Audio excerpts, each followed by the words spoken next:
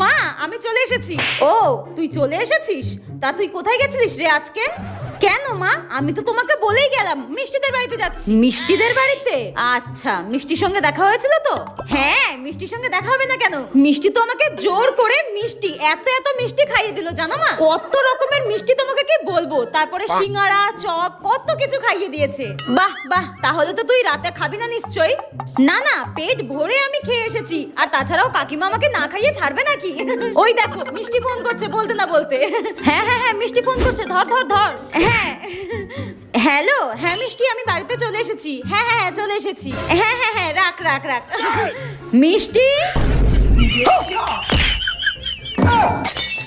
তুই যে 1 মাস আগে আমার কাছ থেকে নীল শাড়িটা নিয়ে এসেছিলিস, ওটাই নিতে এসেছিলাম তোর কাছ থেকে। জানোয়ারের বাচ্চা জুতিয়ে তো